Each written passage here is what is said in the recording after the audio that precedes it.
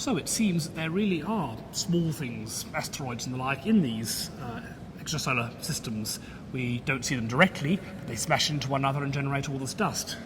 So given that our solar system formed probably in a way not dissimilar from those, we must expect to find the remnant in our own solar system of something like these debris disks. Yes, I guess we've got the asteroid belt in our own solar system, which certainly generates dust. There's a dye called light that we can see at night. However, the amount of dust generated by the asteroid belt is vastly smaller than the amount of dust generated by these extrasolar debris disks. And also the ones we're seeing around other solar systems are much further out. We're typically seeing things maybe 40, 50, maybe even 100 astronomical units out, which is beyond the orbit of Neptune in our own solar system.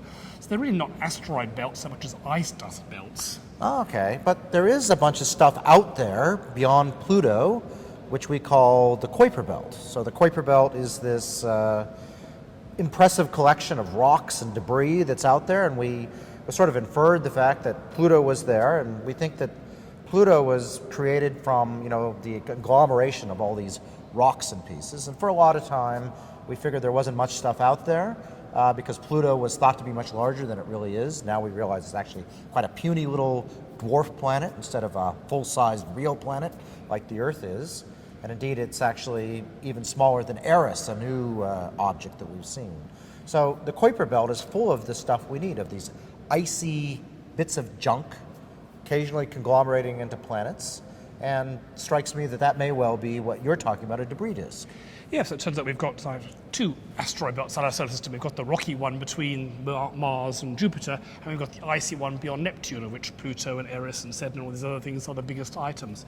And in fact, presumably they collide together occasionally and produce dust. We can't see it here, but that is actually an analogue of this outer icy disk, the Kuiper Belt, what we're actually seeing in other solar systems. So how big is our Kuiper Belt? I mean, I know about the Kuiper Belt, but how big is it relative to the ones that we're seeing around these other systems? Well, the amount of dust that we predict should be generated in the Kuiper Belt is maybe 10 times smaller than anything we're seeing elsewhere.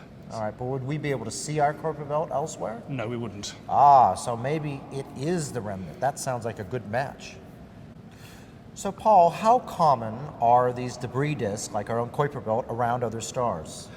Well, the latest data from the Herschel Space Telescope indicates that if you look at the spectrum of a star, so it goes up and comes down, and what they do is they look for whether the light at the infrared is higher than what you predict from the spectrum.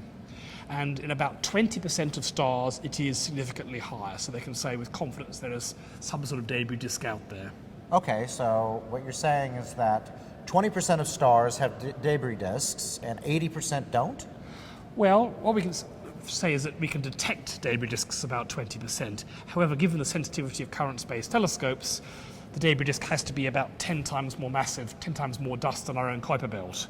So we're only picking up the mega Kuiper Belts, if you like, and we couldn't see our own Kuiper Belt. Okay. So it could be that 20% have these mega debris disks out at 40 astronomical units or beyond, and the other 80% have nothing, but more likely perhaps 20% of these mega ones and the other some fraction of the rest, maybe half, maybe all of them, have more smaller debris disks, more like our own solar system might have. So we're really going to need, Herschel is a brand new, really powerful telescope, and it's sadly run out of coolant, so it's sort of ending its lifetime.